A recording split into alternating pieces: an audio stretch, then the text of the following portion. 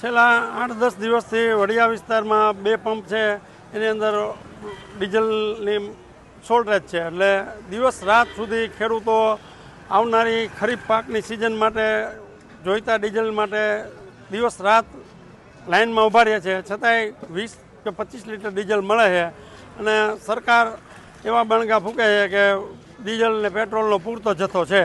પણ આ આખા સૌરાષ્ટ્ર અને આખા દેશની અંદરના સમાચાર તમે જુઓ કે ત્યાં ડીઝલની માટે ધડાબડી બોલે છે અને લાઈનો પંપ ઉપર લાગેલ છે. છતાંય ડીઝલ તો છે જ નહીં.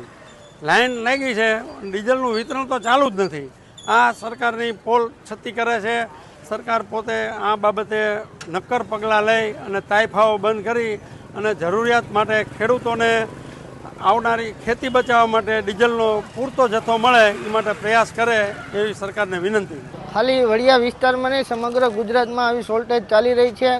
સરકાર બંગણા ફૂંકે છે કે ડીઝલ પેટ્રોલની અછત નથી, તો અછત ન હોય તો એટલી બધી લાઈન ક્યાં જોવા મળે છે?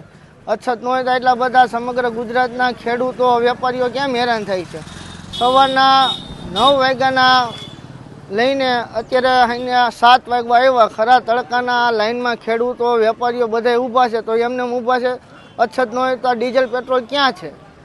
એટલું જ મારે કહેવું છે સરકારને કે તમે ખોટા બણગા ફૂંકવાના રહેવા દો. જે કાંઈ કરવું પડે તે કરો. ખેડૂતો, વેપારીઓ, ધંધાથીઓ બધા આ ડીઝલ ન મળવાથી હેરાન છે. તેમના ધંધા ચાલુ નથી. અમુક નાના જે ધંધા કરે છે રિક્ષાના, એને પણ અત્યારે બેહવાનો વારો આવ્યો છે.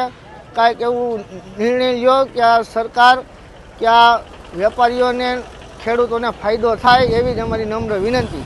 અહીંયા હું ડીઝલની લાઇનમાં 5 વાગ્યાનો ઊભો છું.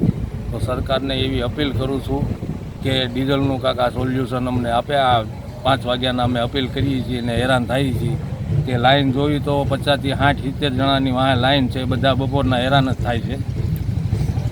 એટલે સરકારને નિવેદન એટલું કે જેમ બને એમ ડીઝલ પોગાડવાનું જલ્દી કરે.